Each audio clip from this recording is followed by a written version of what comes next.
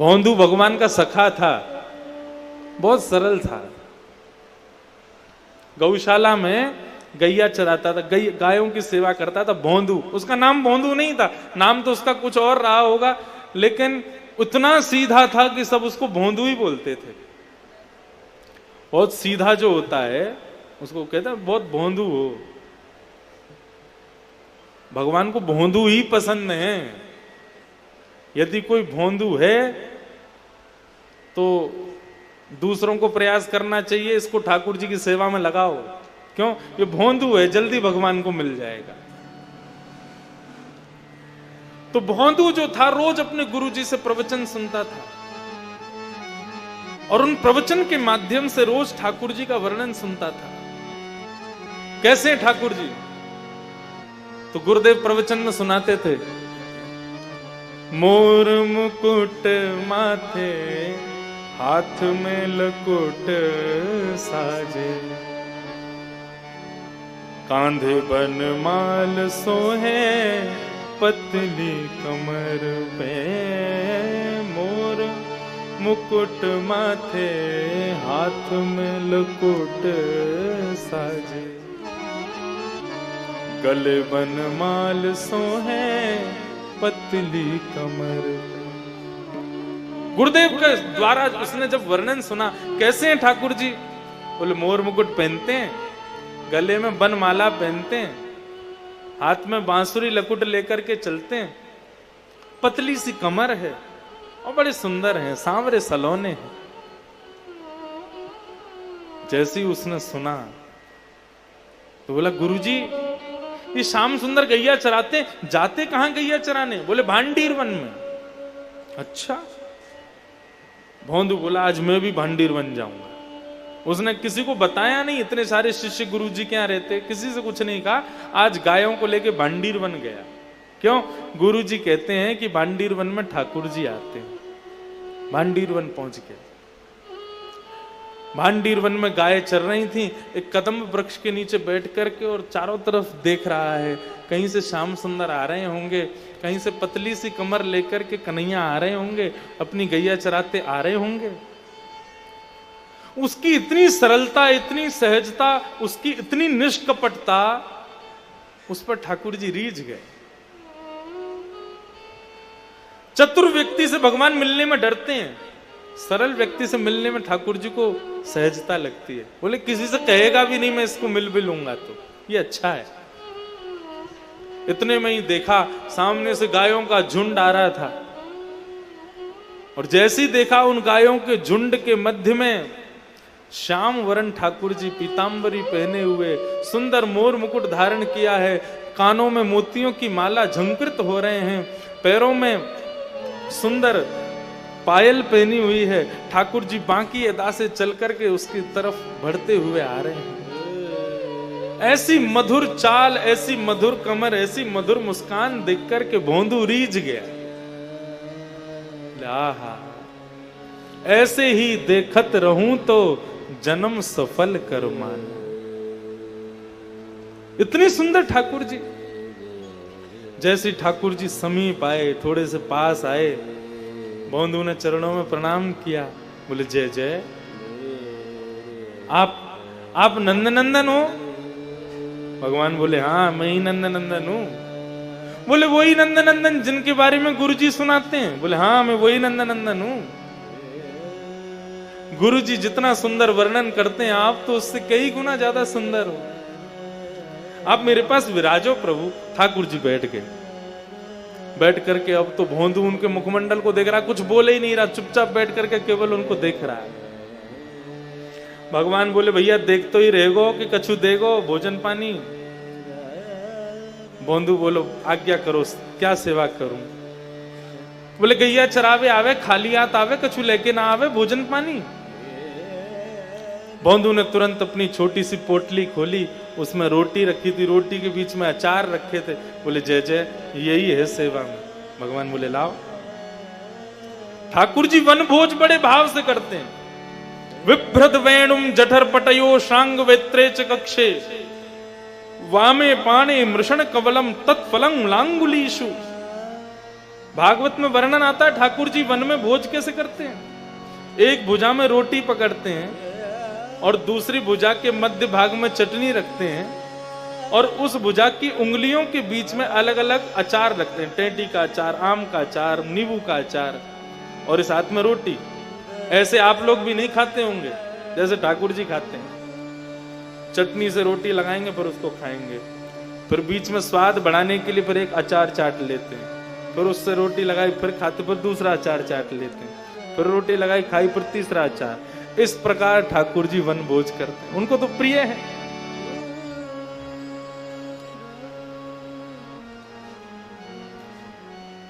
भोंदू ने पोटली खोली, ठाकुर जी ने तुरंत मोटी मोटी टिक्कर जैसी रोटियां उनको लिया और तोड़ करके अचार के साथ में रोटी पाने लगे।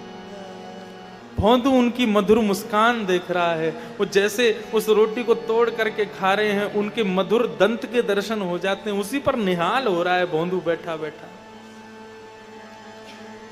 दर्शन करते करते करते करते ठाकुर जी अपनी उंगलियां चाट रहे हैं। भोंदू बोले जय जय, और कुछ लाऊं? वो ना अब है कि अब तू पाले। भोंदू बोला हाँ मैं लाऊं। जैसी देखे तो पोटली खाली, भगवान सब खा गए। बोले आपने कुछ छोड़ो तो है ना। बोले अब ज्यादा खब गए हो, कल से काम करियो, ज्यादा सो भोजन लियो, तू भी खाइयो मैं भी खाएंगे। अब तो भोंदू इतना प्रसन्न हो गया कि लालजी रोज मुझसे मिलने आएंगे। अपनी गैया लेकर के वापस चला गया। रात में फिर सत्संग सुना गुरुजी से, उसने किसी को नहीं बताया कि आज मुझे ठाकुर जी मिले। उसको लग रहा था ये गुरुजी और मेरे सखा जो है रोज मिलते हैं ठाकुर जी से, मैं ही अभागा हूं, मैं इतने साल बाद कल पहली बार मिला, ये लोग तो रोज मिलते हैं। उसने किसी से कुछ नहीं कहा। उसको ऐसा लगता था कि गुरुजन और बाकी के शिष्यों के संग तो भगवान ज्यादा समय बताते हैं, मेरे संग तो 2 क्षण के लिए बस रोटी खाने आ गए थे, क्योंकि मैं तो भोंदू हूं ना, मैं तो गैया चराता हूं, छोटा आदमी हूं। लेकिन उसको क्या पता था कि इनमें से किसी को दर्शन ही नहीं हुआ है। दूसरे दिन ज्यादा टिक्कर लेकर के, खूब सारा अचार लेकर के वन की ओर जा रहा था। गुरुदेव ने निकलते हुए देख लिया। भोंदू क्या कर रहे हो? इतनी सारी रोटी अकेले खाओगे तुम? नहीं गुरुजी, मैं अकेला नहीं खाऊंगा। तो बोले जिन श्याम सुंदर की आप कथाएं सुनाते हो ना, रोज आते हैं गैया चराने, कल बेचारे भूखे रह गए, मेरी बटकी रोटियां भी खा गए, इसलिए आज ज्यादा लेके जा रहा हूं, उनको प्रेम से पवाऊंगा। सरकार आपको तो खूब दर्शन देते हैं, मोकू तो केवल 2 क्षण के काजे, केवल गैया चराते भाई आ जाए मेरे पास, तो मोकू वहीं सुख मिले उनको। गुरुदेव ने जैसे सुना, भोंदू कह रहा है ठाकुर जी आते हैं और रोटी खाते हैं, 2 क्षण के लिए बैठते हैं। गुरुजी बोले कोई और बोले तो मुझे विश्वास ना हो, लेकिन भोंदू झूठ नहीं बोलता। ये भोंदू है, ये झूठ बोलना जानता ही नहीं, इसको पता ही नहीं झूठ किसे कहते हैं। भोंदू कैसे हैं ठाकुर जी? बोले आप जैसा वर्णन करते हो ना, मोर मुकुट धारण करते हैं, जब मुस्कुराते हैं ना तो उनके गाल कपोल ऐसे होते हैं जैसे मानो 2 गुलाब जामुन प्रकट हो गए हों। उनके कानों के कुंडल, उनके केशों की लहराट, उनके सुंदर मुस्कान और उनकी जो सुगंधी है ना, वो अवर्णनीय है, उसका मैं वर्णन नहीं कर सकता। ये भक्ति सूत्र का, ये नारद भक्ति सूत्र का सूत्र है कि प्रेम अवर्णनीय होता है। जिसका वर्णन किया जा सके वो प्रेम नहीं है, जिसका वर्णन ही ना हो सके वो प्रेम है। जब भोंदू ने कहा गुरुदेव मैं वर्णन नहीं कर सकता वो कैसे हैं, समझ गए। बोले ठाकुर जी आते हैं इसके पास। भोंदू तू जा, ठाकुर जी को प्रेम से पवा, लेकिन आज एक काम करेगा क्या? ठाकुर जी को अपने संग ले आना और कहना गुरु जी के आश्रम चलो, वहीं प्रेम से बैठ के शाम का भोजन करेंगे। अब तो भोंदू आनंद हो, मैं लेके आऊं उनको? बोले हाँ तू अपने संग लेके आओ। अब तो भोंदू इतना आनंदित हो गया, इतना भाव निमग्न, इतना प्रसन्न हो गया, बोले मैं ठाकुर जी को लेके आऊंगा। मेरी महिमा बन जाएगी। सब सखाओं के आगे गुरुजी मेरे द्वारा ठाकुर जी को बुलवा रहे। आज भोंदू गया वन में, और वन में इतना ज्यादा उत्साह में है, इतना ज्यादा प्रसन्न है कि ठाकुर जी आएंगे, ठाकुर जी को लेकर के मैं जाऊंगा आज गुरु जी के पास। श्री राधा रमन लाल अपनी गैया चराते भैरवा के पास आ गए, आकर के बैठे। आते ही पहले ठाकुर जी भोंदू से गले लगते हैं, भोंदू को अपने हृदय का स्पर्श का सुख प्रदान करते हैं। भोंदू ने अपने स्पर्श किया, हृदय से लगाया, बिठाया ठाकुर जी को। ठाकुर जी बैठ गए, बोले ला भोंदू जल्दी दे, भूख लगी है। तुरंत पोटली खोल करके भोंदू ने रखी, लो लाल जी पाओ। ठाकुर जी पाने लगे। भोंदू बोला सरकार एक निवेदन करूं? बोले कर। बोले मेरे गुरुजी ने आपको आश्रम बुलाया है, आप मेरे संग आश्रम चलोगे? भगवान रोटी खाते जा रहे, रोटी खाते खाते बोले देख भोंदू, तू हमारा मित्र है, हम तेरे मित्र हैं, हम दोनों आपस में एक दूसरे के सखा हैं। एक गुरुजी को बीच में मतलब है, ये गुरुजी और आश्रम इन सबन को वहीं रहने दे। हम यमुना पार करके पल्लंकु तेरे आश्रम नहीं जाएंगे, हम तो यहीं रहेंगे। तो को मिलना तू यहीं आ, हम तेरे आश्रम नहीं जाएंगे। भोंदू बोला मेरे गुरुजी जिनकी कृपा से आपको दर्शन मुकू भयो, जिनकी कृपा से आपकी पहचान मुकू भई, वो गुरुजी आपको बुला रहे हैं, ऐसे मना मत करो सरकार, चलो ना। ठाकुर जी बोले जो कहेगो सो करेंगे, लेकिन तेरे गुरु के पास नहीं जाएंगे। क्यों? बोले क्योंकि तू सीधो है, तेरो गुरु सीधो ना है, तेरो गुरु बहुत बुद्धिमान है, बुद्धिमान अंत में दूर रहूं, मुझको सीधे ज्यादा प्रिय। भोंदू बोला नहीं चलोगे? भगवान बोले नहीं जाएंगे। आखिरी बार पूछ रहा हूं, नहीं चलोगे? भगवान बोले बिल्कुल नहीं जाएंगे।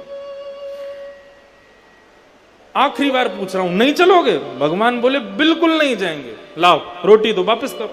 पोटली बांधी, ठाकुर जी के हाथ की रोटी भी छीनी, बोले जाओ ये भी गुरु जी के यहां बनी है, इसको भी मत खाओ। गुरु जी से इतना बैर है आपको, तो ये रोटी गुरु जी के यहां की, इसको मत खाओ। भगवान बोले एक रोटी तो खा ली, बमन कराओ, निकाल आओ, मेरे गुरु जी की रोटी आप नहीं खाओगे। मेरे गुरुजी से प्रेम नहीं तो मेरी गुरुजी की किसी वस्तु से प्रेम नहीं। भगवान बोले कोई बात नहीं, कल से हम नंद बाबा के यहां से अपनी यशोदा मैया के हाथ की रोटी ले आएंगे, तू नहीं लावेगा तो। बोले मेरे गुरुजी की जब रोटी नहीं आएगी तो मैं कहां से आऊंगा? मैं भी तो गुरुजी का हूं, मैं भी नहीं आऊंगा कल से। आप आओ, अपनी गैया चराओ, खूब डोलो, खूब आनंद करो, पढ़ो, कछु जो मन में आवे सो करो। कल से मैं यहां नहीं आऊंगा। और मैं यहां क्यों नहीं आऊं? मैं तो आऊंगा, आप नहीं आओगे यहां पे। अपनी गैया लेके कहीं और जाओ। वो लड़ने लगा ठाकुर जी से। मन ही मन ठाकुर जी मुस्कुरा रहे हैं। आकाश में खड़े हुए 33 कोटि देवता भोंदू को प्रणाम कर रहे हैं। भोंदू तेरी भक्ति कैसी महान!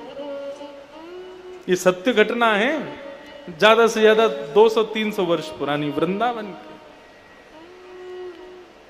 जाओ, कल से अगर मुझे आपकी गैया यहां दिख गई तो क्या करूंगा? भगवान बोले क्या करेगा? बोले वो गैया फिर मेरे गुरुजी की गौशाला की हो जाएगी, उसको मैं ले जाऊंगा अपने संग। मेरे गुरुजी से कोई संबंध नहीं तो मेरे से भी संबंध नहीं, मेरी गैयाओं से भी संबंध नहीं, और ये स्थान भी अब मेरा ही हो गया। भांडीर वन में मेरी गैया चरेंगी, आप नहीं आओगे यहां पर कल से। और यदि आना है तो चलो मेरे गुरुजी के पास। भगवान बोले गुरुजी के पास तो नहीं जाएंगे हम। भोंदू बोला आप बहुत हटीले हो, मेरे गुरुजी जिनकी कृपा से आप मुझे दिखे, उन गुरुजी का इतना तिरस्कार मुझसे सहन नहीं होता। जाओ आप आना खूब यहाँ पे, मैं नहीं आऊंगा कल से। और अपनी सब सामान पोटली बांध करके अपनी गायों को इकट्ठा करके भोंदू उनको हाँकता हुआ ले जाने लगा। भगवान बोले भोंदू सुनो, अरे भोंदू सुन, अरे नेक लाला रुक जा। भोंदू बोला अब तो एक ही शर्त पर रुकूंगा, गुरुजी के पास चलोगे तो रुकूंगा, नहीं तो नहीं। भोंदू जैसे जैसे दूर जा रहा है, हमारे ठाकुर जी के नेत्रों से प्रेमाश्रु छलक रहे। भोंदू रुक जा, अरे मत जा भोंदू। भोंदू बोला पीछे मुड़ के भी नहीं देखूंगा, बताओ गुरुजी के पास चलोगे? जब भोंदू दिखना बंद हो गया तो बंधुओं जिस प्रकार भक्त जिस प्रकार प्रियतमा अपने प्रियतम के विरह में व्याकुल होती है, वैसे राधा रमन लाल उस भोंदू रूपी प्रियतम के विरह में व्याकुल हो गए। देखो बंधुओं, एक बात बहुत समझने की, यही तो भक्ति है। हम कब तक व्याकुल रहे, हम कब तक रोते रहे उनकी याद में? अपने आप को ऐसा बनाओ ठाकुर जी व्याकुल रहे तुमसे मिलने के लिए। रस में और रास में यही अंतर है। रस का मतलब भक्त व्याकुल है भगवान से मिलने के लिए, और रास का मतलब भगवान व्याकुल है अपने भक्त से मिलने के लिए। हम ये कथा भागवत क्यों सुनाते हैं? इससे कोई बहुत बड़ी कोई क्रांति नहीं लानी है, केवल इतना करना है, स्वयं को हम इतना सहज, इतना सरल ऐसा बना लें कि बिहारी जी तड़पें हमसे मिलने के लिए। बिहारी जी तड़प उठे कि कब आवेगो इंद्रेश, कब आवेगो, कब मुंह को दिखेगो। वो देखवे के काजे तड़पे महाराज, ऐसी भक्ति सीखनी। भोंदू जाने लगा, ठाकुर जी पीछे पीछे दौड़े, अरे भोंदू रुक रुक रुक रुक रुक, चलेंगे तेरे गुरुदेव के पास चलेंगे। अरे भैया तू जो कहेगो सो करेंगे, लेकिन तू मोसो दूर मत जावे, मुंह को संग लेके चल। भोंदू दौड़ करके आया, ठाकुर जी को हृदय से लगाया और ठाकुर जी को अपनी पद्दी पर लगा के, जैसे बालक अपने पिता की ऐसे ऊपर कंधे पर चढ़ जाता है ना पद्दी पर, ऐसे ठाकुर जी को पद्दी पर लेकर के दोनों पांवों को उठा करके और भोंदू लेकर के वृंदावन आया। गायों के झुंडों ने आश्रम में प्रवेश किया, सामने सिंहासन पर गुरुदेव बैठे थे। उन गायों के झुंड ने जैसे ही मार्ग दिया तो पीछे से भोंदू ठाकुर जी को अपनी पद्दी में लेकर के आ रहा है। मोर मुकुटधारी श्याम सुंदर उस भोंदू के पीछे चढ़ कर के आ रहे हैं। इस स्वरूप का दर्शन करके महाराज सदगुरुदेव भगवान निहाल हो गए, वहीं दंडवत करने लगे, प्रणाम करने लगे भोंदू को। ठाकुर जी का साक्षात दर्शन हो गया।